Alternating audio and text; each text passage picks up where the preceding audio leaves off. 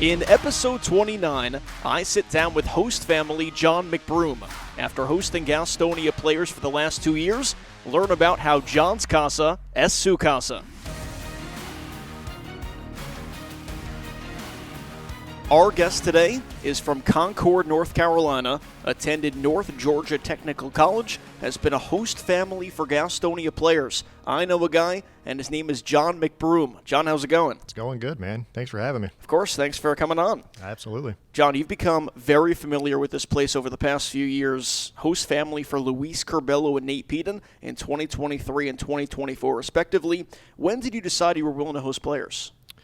We started coming to watch baseball here late 2021 and then followed through with 2022.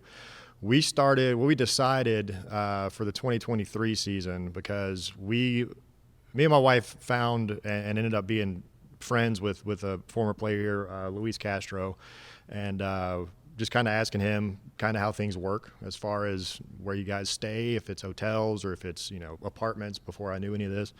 And he told me, and he actually, I don't know if he got just here late and there just wasn't anything, like any options available for him. So they kind of had him in a hotel room for a while. And this was after, we knew each other quite well. And after that, 2023 came around and I saw it was a post on Twitter, and it was asking you doing the host family applications. And I took it to my wife and I was like, is this something you're interested in doing? We can help another player. And she was like, sure, what does it look like? And I'm like, I have no idea, but I guess we'll find out once the application process starts. And then that's when I was introduced to Brady, and the rest is history. What does being a host family entail? It's actually very straightforward. Have a place for the player to stay, shower, eat. It really just entails a place for them to lay their head at night after a game, after a road game, doesn't matter. That's really your responsibility. The only thing that you don't have to do it, but I always did it, was I cooked all the time. Mainly because these guys aren't millionaires. They're not coming. They're not going to Houston. They're not making millions of dollars. So what they do make in this league, you can take some of that stress and burden off of them. Just cook them a meal. It's not hard. That way, these guys, they're professional athletes at the end of the day, and you don't want them eating McDonald's and Taco Bell all day, every day. So if you can make them some good, hearty meals every now and then, that's kind of going above and beyond, but it was something that I really enjoyed doing. Now I got to know, favorite meal for Luis, favorite meal for Nate out of what you made? Okay, so they kind of like the same thing. I make I call it the kickin' chicken penne pasta. And it is just, I don't measure my seasonings. I season until my ancestors were like, nope, you're good. So it's literally chopped chicken, seasoned, adding a little bit of heat for each one. Nate liked it spicy, Curbelo liked it spicy. I like it really spicy. But it's literally just chicken penne pasta in a sun-dried pesto, tomato, something sauce. I don't really remember what it's called. And season it up, fry it up, and eat. It's delicious. Nate also really liked the chicken and rice I do. It's the chicken and Spanish rice, which was really easy. So he would get a big Tupperware, because I would make a lot, because believe it or not, he eats a lot. That boy can put down some food. So what I would do is I just make plenty to go through and have some leftovers, and he'd bring some to the field if it was practice day for him or whatever. But it was they both equally liked the chicken penne pasta, so I'm kind of proud of that one. Did you get along well with them? Oh yeah. Nate, we got along great we hit it off immediately. So that was really easy. It was also our second year of doing it. So there was a bit of I'm not going to say a learning curve, but it's you're bringing essentially a stranger into your home. So there's going to be a little bit of skepticism on both parts, because you're bringing a stranger in. They're coming into a stranger's house. Curbelo, we were a little bit, he came in and it was kind of a quick turnaround for him.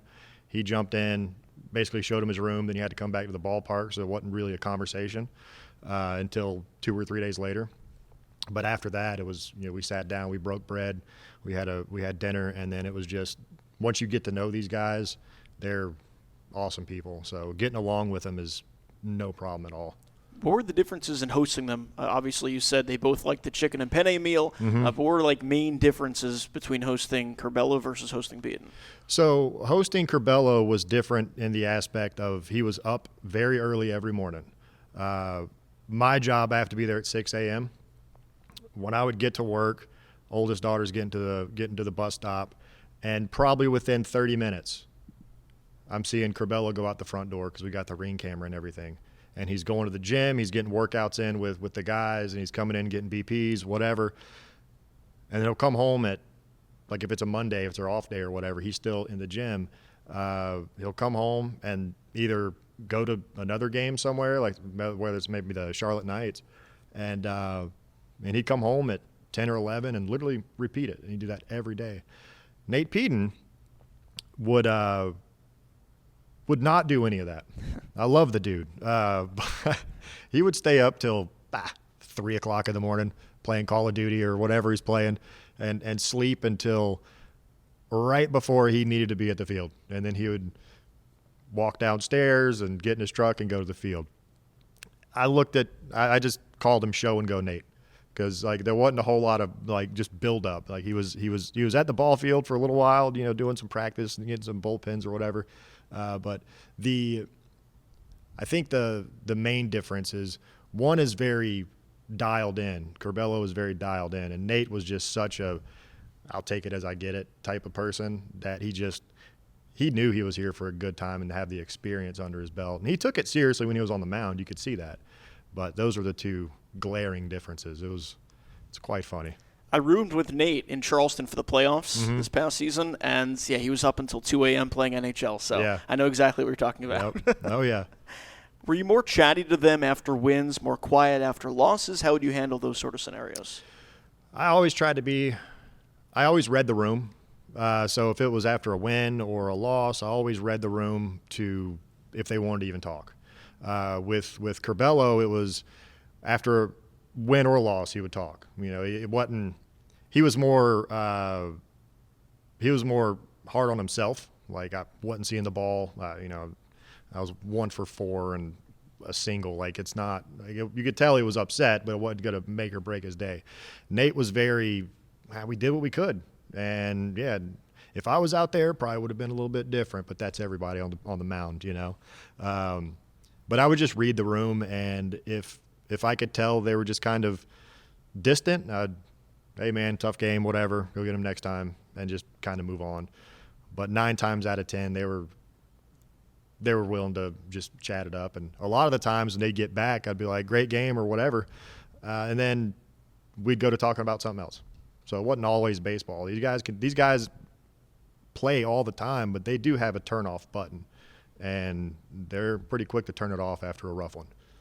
Now, you have 2 kids. How'd they get along with Peden and Curbelo? They loved them. My youngest, she's 10 now, and we bring her to all the games. She thought it was the coolest thing to have professional athletes stay at our house. She would tell all of her friends, and they didn't believe, you don't have professional baseball at your house or blah, blah, blah, blah, blah. And it wouldn't be until they got to the house that these larger-than-life people to a 10-year-old was like, yeah, they live here. So she tells all of her friends all the time who we got or whatever. Luis is very good because he's got younger brothers and sisters, and just he knows how to handle kids, and he's around kids all the time, especially when they come up in the line to sign autographs. And Nate, he's got obviously cousins and younger siblings. I think he's got a younger sibling. But they loved it. The oldest is she'll be 18, so she's like, okay, I'm gonna go up in my room now, So, but they got along with both of them really well, and they seem to get along with the girls very well too. What qualities would you say you need to have to be a good host family? Just be open to opening your door to a perfect stranger that wants to, come in and better their craft. Qualities, I mean, that's a hard one to answer. I think just do it. Like, honestly, like, I don't really know any quality. Like, don't be a bad person, obviously. You know, don't have questionable people in and out of your house, but, you know, just have the space. And if something happens to that space, be willing to either get your hands dirty to work on it and get it right, or hire a contractor, because things are going to happen. Ask Nate Peden. Our house was it was bad, but we got it turned around for him. But those are just little things. Qualities, just be ready to be on your toes sometimes, because we got 3 dogs, and when the guys come in from a road trip and it's early, you'll wake up. That's just so qualities. I don't know. That's a tough one. Any traits you've acquired because of being a host family, or? I cook more. I cook more things. I don't know, man, traits. I think I'm more social now, because for most of my life I was very, just quiet, reserved. I didn't really do a whole lot, didn't go out, didn't do a lot of things. But opening your house up, you're also opening yourself up to perfect strangers. So you're building a relationship with them. So the traits would just be, I'm just more sociable now, I think. I would have never done this 4 years ago, if I'm being honest. Like, nope, lights, camera, don't want to do it. So I'm glad that you've changed, because we're definitely happy to have you on right now. Absolutely, yeah. Now, Jon, you told me word for word that you're blessed beyond measure that you could be a part of a team by hosting players in their journey to the next level. Mm-hmm. Certainly sounds like it's been a rewarding experience for you. It absolutely has, man. I think the biggest thing that I get from this is watching these players develop, not only in their position on the field, but also as people, as grown adult human beings. And knowing that all these guys are younger than me, but I can look at them and say, I feel like they're like my family now. And to be able to do this year in and year out, and it doesn't cost you anything to be a host family. Just open your door and a spare bedroom or whatever you might have. But you get to watch these guys grow up in the year. Baseball's a long year, and there's going to be a lot of ups and downs. There's going to be a lot of times where they're going to have long road games that you're not going to see them for a week or two. That's just what it is. But you get to see them grow into, who they're going to be probably for the rest of their life, whether they take this game to the next level, or they might come out of it and go coach people that want to take it to the next level for them, the younger generation. So to be able to watch that and essentially be a part of that just by opening your door so they have a place to stay, I think that's where I'm blessed, because I'm in a position where I can do that. So but just watching these guys grow up and just mature in the sport, on the field and off the field is really rewarding. Have you always been a baseball fan? I used to play baseball. So I played baseball when I was young. I got out of baseball mainly because it just wasn't for me anymore. But I did grow up in a baseball family, and we traveled around. We did play. We did tournaments and all that stuff. But it wasn't anything that I was like really itching to keep doing. I found martial arts at a young age, and I kind of went with that. In 2021, we came to a game here, and it's like I told you earlier, 16 days. I wouldn't have known that 5 years ago. Like, I wouldn't really care. This place honestly brought that passion back up for baseball that I had when I was a kid. So coming here in 2021 to see it in person, to watch it all play out, it brought the inner kid out of me. So now I have that passion for baseball again, where I'm like, man, I can't wait for next season, man. But I did play a little bit, but not anything to the competitive level of I could do this for a living. So you have that experience in 2021. Did you know when you came here, you were like, all right, I got to be involved in some way? Well, it took a little while, and honestly, I probably wouldn't have done anything if I didn't meet Luis Castro that season, or that was 2022. But at any rate, I probably wouldn't have done much if I didn't meet him and get to know him on a more personal level and kind of find out the inner workings of how it works in indie ball. So for me to be able to become friends with him and kind of get a better understanding of things, then after that year, I'm like, now I got to find something, whether it's, parking, like I'll figure something out. And that, again, I was scrolling Twitter and there it was. I'm like, this might be the thing. Now, Jon, you're also a season ticket holder because you were a host family. Where are your seats here at CaroMont Health Park? So we got, I think they were in the section G or something like that. I can't remember, but they were right next to the home dugout. And you could literally see the bullpen perfectly, and you could conversate with the players in the dugout if you wanted to. They were really good seats, 2 or 3 rows up from the net, which I'm completely okay with.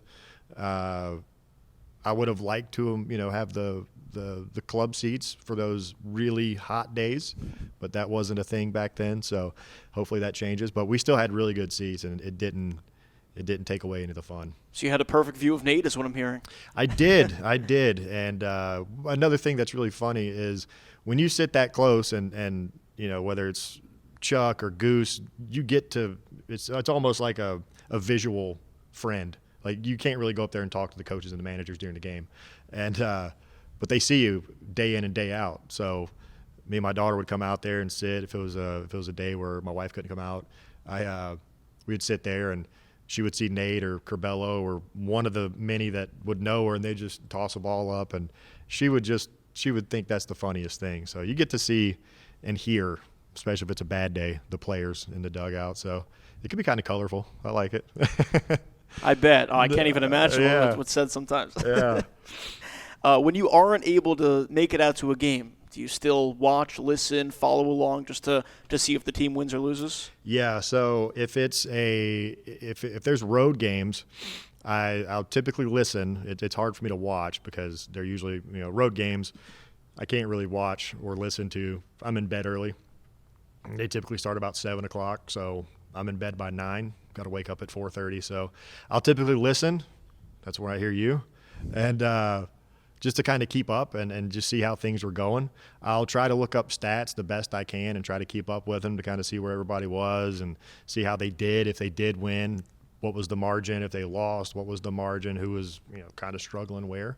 But I do try to keep up the best that I can, any way that I can. So, yeah. What do you say is your most memorable moment at a game, or maybe even favorite game you've been to? Most memorable moment, that's a no-brainer. I got to throw out the first pitch in 2023 because my wife, this is 2022. Don't remember. We had I can't remember, it was a VIP experience at the Budweiser bar. It was all inclusive, food, drinks, whatever. We could invite like 10 people, and you got the option was to throw out the first pitch or something else. And I'm like, I've got to throw out the first pitch, Of course. So I threw out the first pitch to Chuck, and that was probably the most memorable time. And obviously, anytime my daughter's out there running around and just being a kid and enjoying it, I could just look at those moments and be like, there's not one that tops the other, but for me personally, throwing out the first pitch was pretty cool. Was it a strike? Oh, absolutely. Middle. Middle? Oh, yeah, 100%. There you go. Yeah. I still got a little bit in me. What are some of the connections you've made, relationships you've made with fans and really with other people associated with Gastonia baseball in the past few years? So we've actually met a lot of really good people just by coming to the games. 2 families in particular that we still talk to on a regular basis. We always sit together during the games. Me and Jay get a little bit rowdy sometimes, but we still have a good time. But it's always fun because whether it's, ushers or just employees that are, at concessions, you just start to know people and they know your face and eventually they know your name. And then one thing leads to another and you guys are having a cookout at the house. And those relationships stand true because I really do believe the best thing happens in life is at baseball games because everybody's just there enjoying life. It's not rowdy and rambunctious. It's not like a football game where it's like 2 bitter rivals, Panthers and Atlanta or something like that, or New Orleans. So you're not going to get those like knockdown dragouts. You might, get some looks, but it really is just, we found, oddly enough, 2 really good families, and our kids play with each other, and we'll go over to each other's house, and have cookouts and go fishing or whatever, and we have a blast. And then, you know, just community in general. Like, you walk around with, now Ghost Peppers merchandise on, or mine was the baseball club. Went out and played a lot of golf last year, and it was baseball club or one of the What If polos that I bought. And everybody's like, what is that? And you get to tell them a little bit about it, and then you might see them at next weekend's game or something like that. So it's a conversation starter, and having that, and then meeting good groups of people that you can carry on a friendship outside of baseball to build a better, I guess, friendship. Of course, you're from Concord. It's nearby. But what about this organization has made you stick around and continue supporting the club over all these years?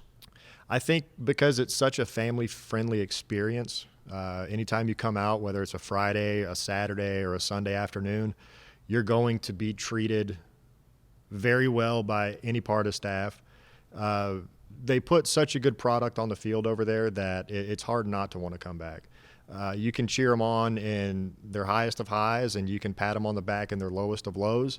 I've never come in contact with a player that I'm just like, no, don't like them. Everybody comes from a different background, and it just seems like baseball players are just naturally nice. And for that, because it's so kid-friendly, and you can come out here as an adult, kick back, have a few cold ones. You got parks over there, and you got baseball right here. Why wouldn't you come back? I mean, it's so accessible. I mean, it's literally in the middle of Gastonia. It's not like a Braves ticket. It's $10-12 to get in, and you can have a really good time. And that's what keeps them coming back. It's just they put a really good product on the field. We had John Bridges on a couple weeks ago. He was talking about how Gastonia players not untouchable. They're very nice to fans, like you were just saying. Yeah. How is it to see pro baseball players from a different perspective now that you've had a couple living with you, now that you've been around Gastonia baseball so long? It's really eye-opening, because in the beginning when we were hosting Curbelo the first year, you didn't really know the ins and outs and all the intricacies of pro ball. You only knew what you saw on TV. You didn't know their prep work to do anything. You just saw them, pre-game BPs if you were at the game or whatever, or just on the field or just watching it on TV. You just think that's their everyday. It's not. Like, they have a personal life. Things come up. They have to leave to go take care of things at home in a different state. So you get a good understanding of what it is and the sacrifices that they're actually making to follow this dream. And when you have them living with you, you get all of it. And it's, hey, I got to go down to wherever to take care of a couple things. Something came up with the family, whatever the case may be. You just know that they're human, and they're salt of the earth people, honestly. But every interaction I've had with any player, any interaction my kids have had with the players, all has been nothing but good. And I think it's pretty insane that they can keep such a level head by playing so much baseball in a long season where 3/4 of it's in the dead of summer. So it's pretty cool. It really is. We have a segment on this podcast called Cool Connections, whether it's a household name or really any connection you've made along the way in your journey, in your experience with baseball, your experience with your job. Any cool connection come to mind? Well, obviously, I got Curbelo and Peden's number in my phone, and I could call them right now, and they would answer. Well, Nate's probably still asleep. For the record, it's 1:39 p.m. Right now, 1:39 p.m. Could be, yeah. But obviously, I still have a couple guys. Almeida, I got him from last year too. I think that might be it. Obviously, Brady. Can't forget Brady. And you. So I got some pretty cool connections, but it's just all centered around here, which I'm completely okay with. You planning on being a host family again in the future, perhaps? 100%. We were going to do it again this year, but we had a lot of stuff happen with our house and to our house throughout last season, and even coming into now, where we're having to rebuild some things and take some steps to get everything back up to where it needs to be. And we sat down and talked about it. we didn't want to host anybody this year with either me tearing something up or contractors tearing something up and then making it really hard for a player to come in and actually have peace and quiet when they need it. So we just decided to take a 1-year hiatus and come back to it next year because we don't want to distract the players from, just taking a break and hanging out and just decompressing before they have to go out and play another game. We don't want to take their focus away from anything. And, God forbid somebody needs to go up in their room and do something and they're in there. I'm not trying to put any undue stress on that. So we just decided this year to take a step back, get everything back on the up and up. And then next year, 2026, we'll start back and definitely do it again. Jon, you're a senior airfield electrician. You went to North Georgia Technical College. What skills did you pick up there to help prepare you for being an electrician? Well, I actually went to North Georgia Tech for BLET and then kind of took a back seat and because I got a job back up here in Charlotte. And I studied a lot of criminal justice and criminal law, got really into that, really wanted to do something with criminal law, and then decided I just need to work. I need to get moving. I need to get things back under. And I've been in the electrical field for many years. I started as a transmission lineman, but a transmission lineman apprentice, to be very clear. Kind of cut my teeth on that, and the transmission power lines are the really big ones on the steel structures that are anywhere between 120 to 550,000 volts. Didn't work on them hot, but started there and then just kind of worked around and then just kept doing electrical work. Now that I'm at the airport, it's just been years and years of trial and error. Honestly, Noah, it's not like I went and did anything specific. I picked up a lot of skills in different parts of the electrical field, and then now I'm just doing it at the airport full time for going on 11 years. So it's been interesting. Lots of shifts, lots of third shift, lots of first shift now, but it's been interesting. You've worked at Charlotte Douglas International Airport since 2014, like you were saying, going on 11 years. What exactly do you do at the airport? So we primarily work on all of the electrical systems that are connected to the runways and taxiways. So all of the runway lighting, all the signs, the taxiway, ramp lighting. We essentially do every bit of electrical work on the airfield where planes will taxi and take off and land. So, that goes from we deal with constant current regulators. We'll pull wire. We make connections. We do installs. We do teardowns, shutdowns, whatever the case may be, whatever the job entails, which is just playing with electricity. So everything that you see, whether you're coming in or you're leaving late, all the lights and the signs that you see on the airfield, that's what we handle. So, what would you say is the weirdest electrical problem you've encountered on the job? Well, it's hard to say weird or just cool. We had a circuit. Cool. Okay. Cool. We had a circuit that went down, and we had a bunch of lights out. And this was when I was on third back in, I want to say 2016 or 17. And there were only 3 of us at the time, and we were just kind of going around checking different manholes to kind of isolate the problem. And then he's my supervisor now. He was like, I think it might be over here. So we go over there, and we could see it was like smoke coming out of this can, this little impavement can. We're like, oh, what's going on with that? So I go back to the electrical vault to turn the power off because you don't want to touch it. And he was like, well, the smoking stopped. And I'm like, well, I'll turn it back on and see what happens. And he was like, all right, just turn it all the way up.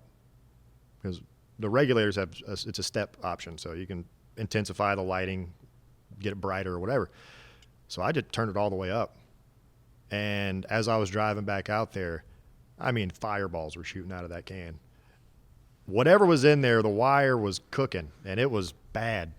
So I run back to the vault and turn it off again, run back out there, and there was a little cut on one of the wires. And when one of the contractors stuffed all the wires back in the can, that cut was up against that galvanized metal can lid. So whenever it made contact, it shorted out.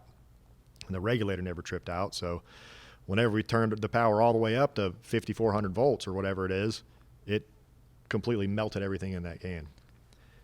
Took us a little while to fix it, but we found the problem, and we got to see some pretty cool fireballs. What's the toughest part of your job? Is it figuring out issues such as that? Typically speaking, troubleshooting, because you're essentially in a field with hundreds of thousands of lights, and if you have a certain section out, then you have to figure out where that starts and where it ends. So troubleshooting, trying to isolate it down to the exact thing, is probably the most painstaking task there is, other than pulling wire and doing all the labor work. Turning your brain on and having to do that type of stuff is probably just as much of a pain. We have a Pep Talk segment. What is the best piece of advice you've ever gotten? The best piece of advice I've ever gotten: slow down. My mom told me that when I was young, because I was always trying to do everything at once. And she told me, she said, slow down and focus on one. Get good at that, and then focus on another. And that translates to life in general. I mean, you can see somebody out there doing really good. You're the same age, you might be in the same industry, and they're doing really good, and you're just kind of teeter-totter in mediocrity. But they've probably been doing it for a lot longer, and then maybe they just had a better startup. Don't worry about what to do when you get there. Worry about what to do to get there. And that's just slow down. Just take it easy. All of my coaches going through martial arts, jiu-jitsu, all that was the same thing. Because you're not going to be a black belt in 6 months. It's going to take a lot of patience and a lot of practice. Slow down. You'll get there. Well, you studied martial arts from ages 9 to 22, and you did get that black belt in karate at age 14. So Tell us a little bit about that. Well, I was never this tall growing up. I was pretty average height for that age, but I was really skinny. I get picked on a lot, so my mom and dad decided that it would be smarter to put me in some type of karate. That way, if something happened, I could defend myself. Luckily, it never came to blows like that, but I started karate and just kind of saw it all the way through to the end. My dad was doing it with me, so that was kind of, well, if my dad's going now, I got to go. And that became a competition, because if my dad didn't go and I still went, now I'm just getting better. Even though he was my dad and he was always going to be able to beat me up, I just thought in my brain that was the way that I kept going with it. And we got to the belt under black belt, and I took a little break, and my dad kept going. And I'm like, uh-oh, I got to get back in there. So I got my black belt 6 months after he got his, but I still got it. Then I started, we had a guy coming in every once a month teaching us grappling, because eventually a fight will go to the ground. And you want to be able to learn how to defend yourself and get out of certain things. And that's where I got introduced to Brazilian Jiu-Jitsu, which I went from 14 to 22 doing that, and then got out of it for many years. Then got back into it right before COVID hit. And or it might have been right when it hit, and nobody really knew what was going on. And was in an open mat or a training session on a Saturday, and I was training with some new people, and we were doing just random moves, trying to get them up to date or like up to snuff on what we're working on. And inadvertent knee came into my rib cage, broke 2 ribs, bruised another, and then had to go through that. And then COVID stood the test of time, and then the gym started shutting down, and then there was nothing left. So I hadn't been back since, and I'm itching, but I'm also getting older. So I'm like, let me slow down. There you go. That advice, right? Exactly. Do you think you're going to get back into it, though, at some point? I will eventually. I started, I was going to go, I was really going to get back into it this past year, but with everything going on with the house and having to move things around, and it wasn't going to be helpful at that time, but I do plan on getting back into it. We do have a pretty good jiu-jitsu academy here in Gastonia. We're not scarce with good instructors and good schools. So it's just a matter of either getting in touch with my old coach and driving to Belmont back and forth, or, meeting some new people and going up here to the academy in Gastonia. But I do plan on getting back into it just for the exercise portion of it, and just the camaraderie that you get in there. Are you a fan of the Karate Kid by any chance? I like you talking about the show? Well, first the movie, then I was going to ask about Cobra Kai. All right, yeah. So the first 2, loved them. The third, It was okay. Really loved it because though that movie came out, well before I was in karate, but it was really fun to be able to watch that and kind of feel like connected to Daniel LaRusso. And I'm like, man, I kind of feel that because he was a small, scrawny kid, Cobra Kai, I liked it the first 2 seasons. Now I'm just like, come on, it's almost a musical at this point. Like it's like East Side and West Side, the West Side Story type of thing.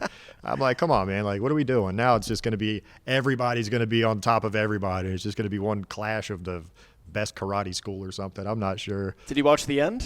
Just finished a couple weeks ago. No. Amazing ending. I didn't see after season 2. I was like, okay, I'm kind of done. I mean, yeah, it got a little out of control. Yeah. It did. But they stuck the landing. I will say I recommend it only because I love it. I love the show. Yeah. Even though it does go overboard at times, I agree. Okay. But they definitely stuck the landing. Yeah. Okay. That's all I'll say.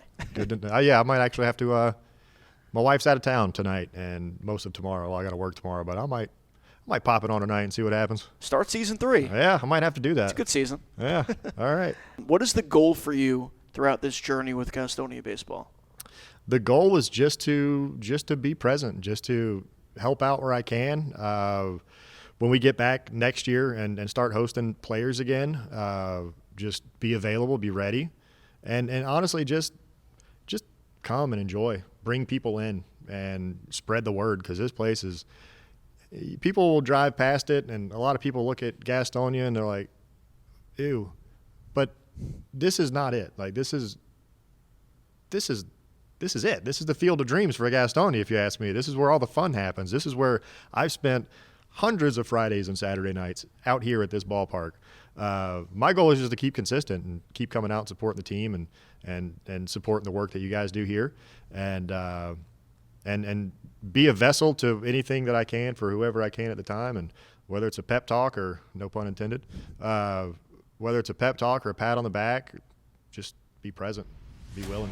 Well, Jon, I hope you continue to come out to the field of dreams. Absolutely. And, of course, I wish you best going forward. Thanks so much for coming on the podcast. I appreciate it. It was a lot of fun, and I hope we can do it again. Thank you, man.